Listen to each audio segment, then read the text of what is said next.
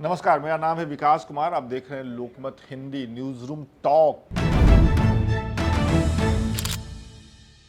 आज हम लोग बातचीत करने वाले हैं, उपेंद्र हमारे साथ हैं। हम लोग डिस्कस करेंगे अपने दर्शकों के साथ कि पश्चिम बंगाल में जो नतीजे आए, असम के जो नतीजे आए, उसके बाद उत्तर प्रदेश की क्या स्थिति है।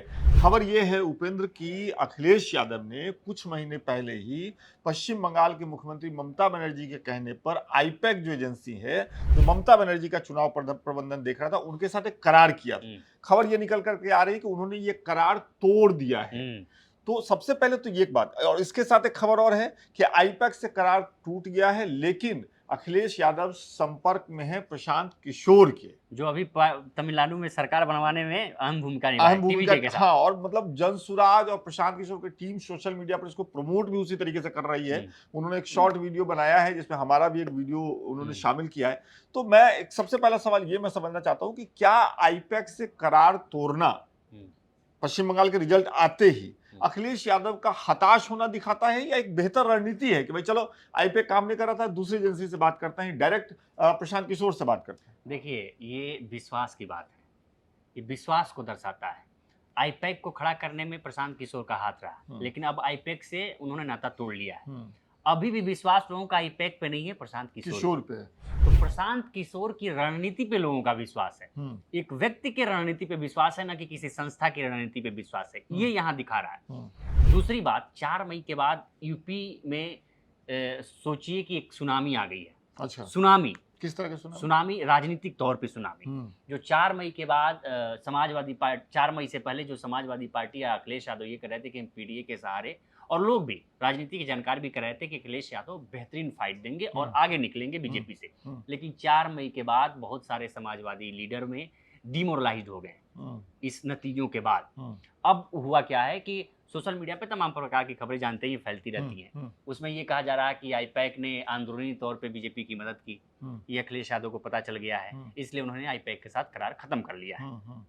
लेकिन हकीकत यहाँ यही है, विश्वास की बात है। उन्होंने देखा कि आईपैक ने बहुत अच्छा प्रदर्शन नहीं किया, तो मेन जो उनका लीडर है, जो अभी परिणाम दे के आया है, जो इस चीज से संन्यास ले चुका था, लेकिन उसने जो वहां साथ दिया, तो ये खबरें चल रही है कि वो अभी पैक्ट साइन नहीं हुआ है, लेकिन बातचीत शुरू हो गई।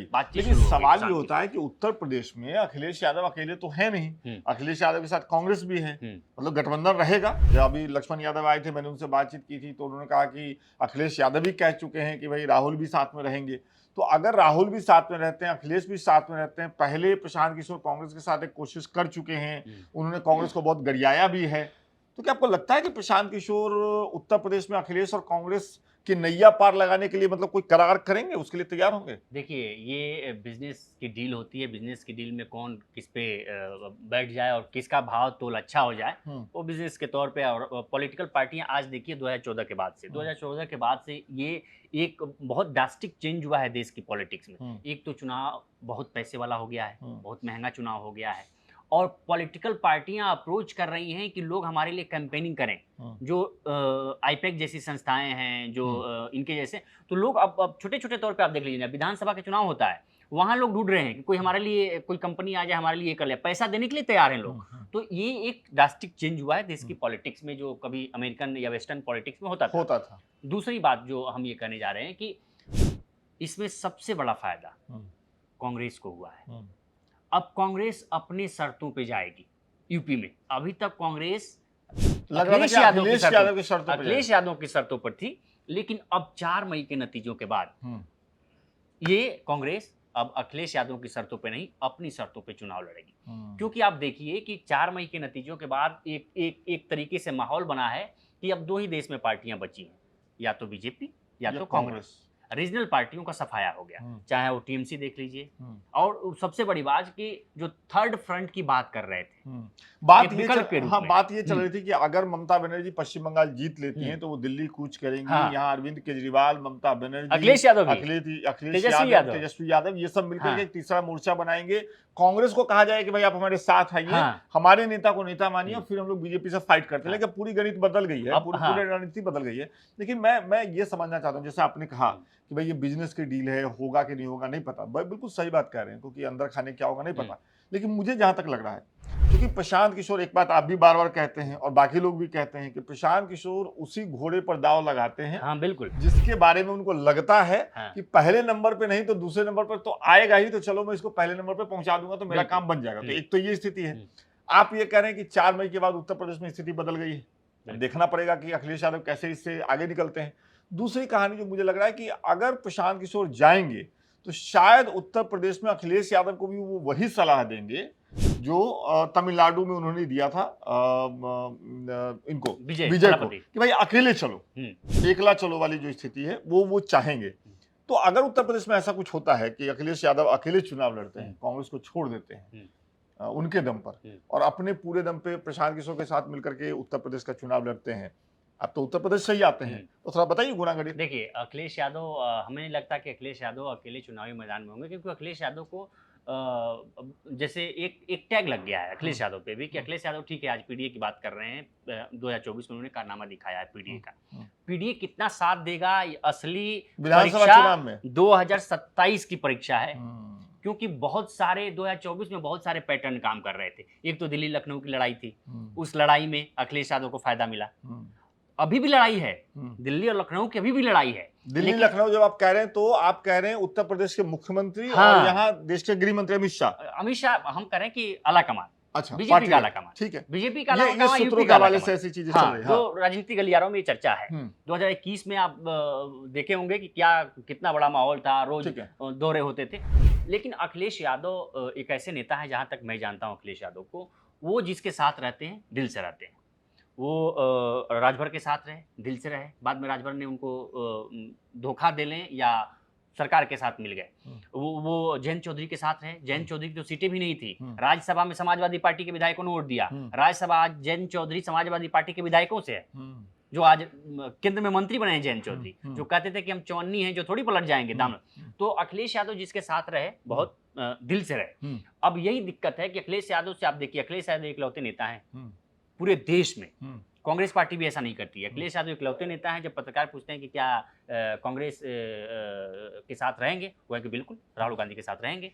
एक पत्रकार ने मजाक लहजे में कह दिया कि बीजेपी कह रही है कि ये दोनों जहां रहते हैं वो डूब जाता है, तो अखिलेश यादव कह रहे हैं कि अब ये दोनों मिलकर डुबो देंगे बीजेपी, उनको डुबो देंगे।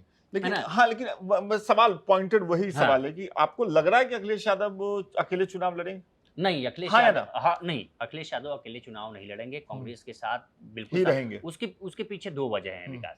एक वजह है कि एक तो अखिलेश को लग रहा है कि जो ब्राह्मण और दलित वोट बैंक है, जो कांग्रेस की तरफ झुकाव रखता है, उसका लाभ उनको मिलेगा कई सीटों पर। लेकिन सबसे ज्यादा फायदा कांग्रेस को होगा, इसमें कोई दो राय नहीं है, क्योंकि कांग्रेस का 2% वोट बैंक है, वो भी वो सीमित तक। अखिलेश यादव की वजह से भी, पार्टी की वजह से, समाजवादी पार्टी की वजह से राहुल गांधी अमेठी भी जीते हैं, ये है। लेकिन फायदा अखिलेश यादव से ज्यादा राहुल गांधी को होगा, कांग्रेस को होगा। लेकिन अखिलेश यादव को कहते हैं ना कि एक वोट बहुत महत्वपूर्ण होता है, एक वोट अगर मिल जाए तो लोग चुनाव जीत जाते हैं, एक वोट से हार जाते हैं। अखिलेश यादव को वही 2% वोट चाहिए, ठीक बात, जो 2% कांग्रेस का वोट है। और उम्मीद है कि जो दलित और ब्राह्मण वोट बैंक, जो मायावती भी है, मायावती भी है लाइन में, वो खारिज नहीं कर सकते। इसीलिए हमने क्यों कहा कि कांग्रेस अपनी शर्तों पे अखिलेश के साथ जाएगी। ये भी गुणागणित बैठाया जा रहा है कि अगर अखिलेश अपने कांग्रेस की शर्तों पर अगर उसको टिकट नहीं देते हैं, तो एक बैकअप प्लान कांग्रेस का है कि वो मायावती के साथ जाके चुनाव लड़ लें।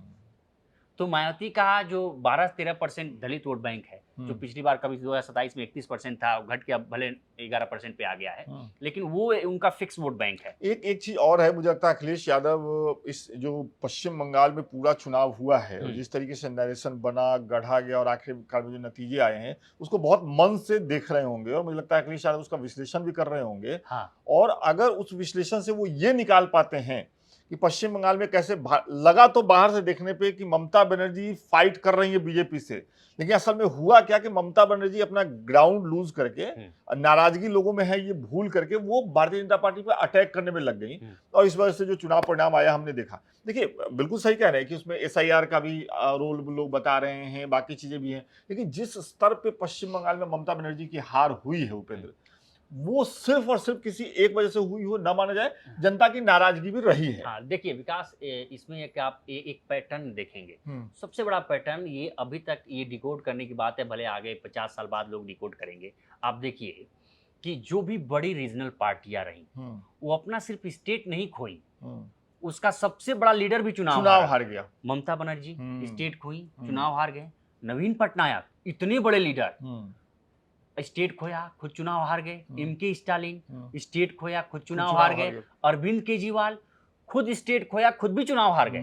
आप सोचिए कि क्या अब अगली बारी यूपी उत्तर प्रदेश की है, अखिलेश यादव की है। अखिलेश यादव को साबित करना पड़ेगा कि हाँ, जो उनके बारे में लोग कहते जो हैं, रवायत है, हाँ, अखिलेश यादव के बारे में लोग कहते हैं। नॉर्मली जब आप पत्रकारों से बात करते हैं तो अखिलेश यादव के बारे में कहा जाता है कि बड़े समझदार हैं, बड़े गूढ़ हैं, उनके वन लाइनर तो फेमस हैं। पत्रकारों को कई बार मजे मजे में कुछ कह देने की उनके तरीका भी है, और भाषण देने की उनकी शैली भी लोकसभा में भी कम से कम वो दिलचस्प है। तो कुल मिलाकर के ये स्थिति है। देखिए, पश्चिम बंगाल में भारतीय जनता पार्टी सरकार बनाने जा रही है। 9 मई को शपथ ग्रहण होगा, लेकिन अब सारी नजरें और सारी उम्मीदें, आशंकाएं, क्या होगा, कैसे होगा, कब होगा, ये सब अब उत्तर प्रदेश को लेकर के शुरू हो गया। क्योंकि अगला चुनाव कई राज्यों में होगा, लेकिन सबसे महत्वपूर्ण राज्य अगर कोई होगा 2027 के विधानसभा चुनाव के लिहाज से तो वो है उत्तर प्रदेश। जैसे 2026 इसलिए कि कहा जाता है कि दिल्ली का रास्ता यूपी से होकर के जाता है। जैसे 2026 में पश्चिम बंगाल सबसे महत्वपूर्ण था, 5 राज्यों में सबसे ज्यादा चर्चा हुई।